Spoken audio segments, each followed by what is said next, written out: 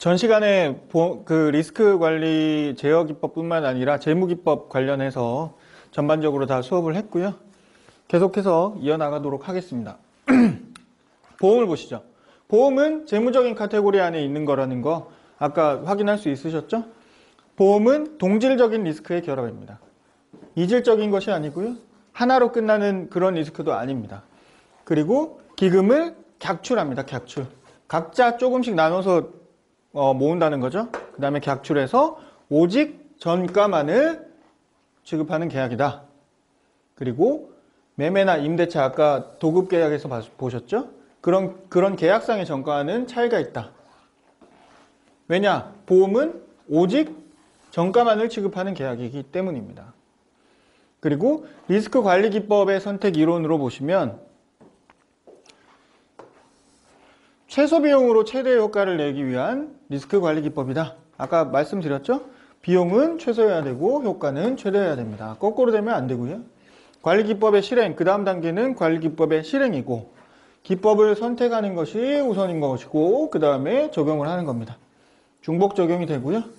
하나만 실행해야 된다? 틀린 거죠.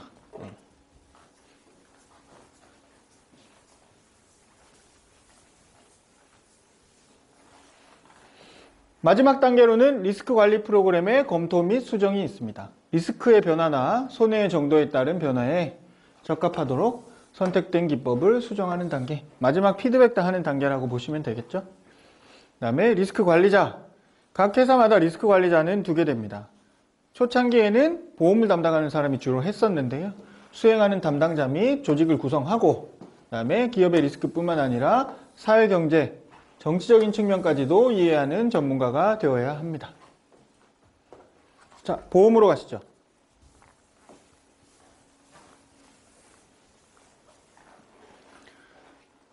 경제적 관점에서의 보험을 정의를 보겠습니다.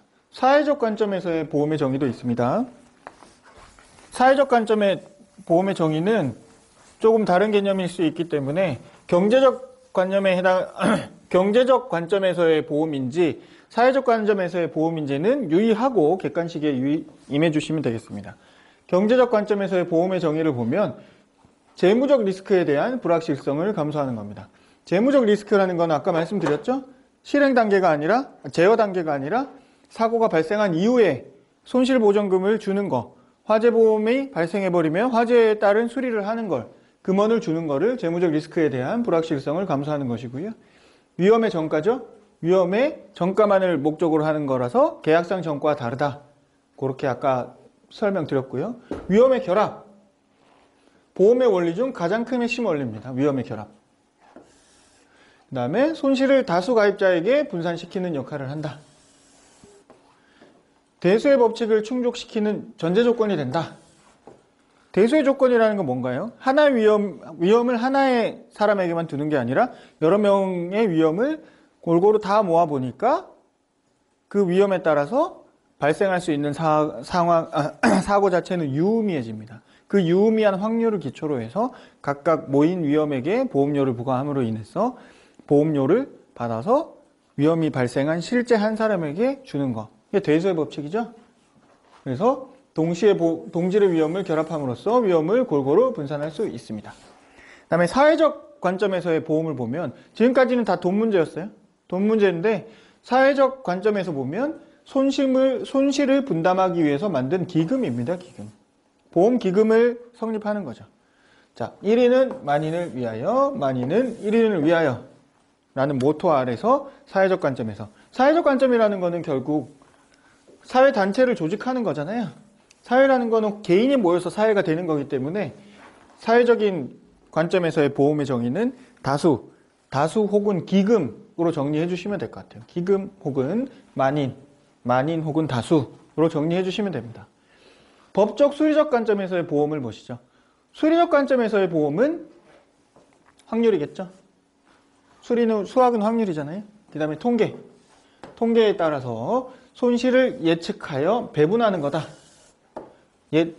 나눠서 배분하는 거. 모으는 거는 사회적인 개념이고. 리스크 측면에서의 보험을 보시죠. 리스크, 아까 모랄, 피지컬, 뭐 각종 하자드가 있었잖아요.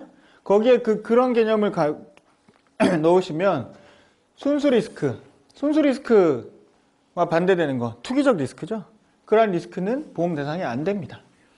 다수의 동질적 위험을 기준으로 합니다. 동질적이에요. 이질적이 아닙니다. 개인의 일부의 동질적 위험 아니에요. 다수의 동질적 위험이 보험인 거예요. 이질적 위험이라고 나오면 틀린 서술입니다. 일부의 소수의 동질적 위험 역시 틀린 서술이에요. 객관식에서 유의하셔야 됩니다. 그 다음에 확률 이론과 대수의 법칙이 적용이 가능합니다. 그 다음에 우주여행을 다루는 상품은 통계적 자료의 부족으로 보험 적용이 어렵습니다. 왜냐하면 확률이나 대수의 법칙은 모두 통계적인 자료에 의해서 되는 거기 때문에 통계가 적용이 되지 않는 우주여행 같은 경우에는 적용을 할 수가 없는 거예요. 원칙적으로는 우주여행 같은 경우에는 보험으로 커버할 수 없는 것이 원칙인 겁니다. 그 다음에 손실 발생의 우연성. 보험은 우연적인 것만을 보존해줘야지 보험계약 가입자 측이 고의나 악의에 의해서 손실이 발생되는 경우에는 보험의 영역으로 두면 안 돼요. 그래서 면책으로 한다. 보험약관에서 담보하지 않는 손해를 규정하고 있는 겁니다. 그리고 확정적이고 측정 가능한 손실이어야 된다. 시간적이나 장소적으로 명확하고 측정이 가능해야 하고 주관적 가치는 측정이 가능한가요? 아니죠. 따라서 보험의 대상이 안 되는 겁니다. 그 다음에 비재난적인 손해예요. 전쟁, 전염병, 실업, 원자력 사고, 대재난이죠. 대재난은 보험에서 면책을 하고 있어요. 보험으로 담보되지 아니하는 영역입니다. 따라서 대부분 약관에서는 대재난에 대해서 담보하지 않는다. 그 다음에 확률적으로 계산할 수 있는 손해. 확정적으로 측정 가능하니까 확률적으로 계산 가능하겠죠? 통계 자료가 없거나 투기적 리스크, 플러스 마이너스 혹은 제로섬 되는 거. 순수 리스크는 마이너스만 있다 그랬죠? 투기적 리스크인 경우에는 보험의 대상이 되지 아니한다. 이렇게 알아두시면 되고요. 그 다음에 보험료의 시장성. 보험료는 경제적으로 부담할 수 있는 수준이어야 해요. 너무 높거나 낮은 경우에도 안 되는 경우에요. 서술에 보험료가 너무 높은 경우에만 안 된다라고, 경우에만 안 된다. 객관식을 보시고 틀린 서술일 수도 있습니다. 왜냐하면 낮은 경우에도 운영이 어려울 수 있어요. 너무 낮아버리면 보험회사에서 굳이 인수를 안 하려고 해요. 왜냐하면 기본적인 사업비가 들어가기 때문에. 기본적인 사업비가 들어간 사업비에 대한 보충이 안 되는 경우에는 보험회사에서 인수 안 하겠죠. 그러면 보험시장이 형성 안 될 수가 있는 겁니다. 그 다음에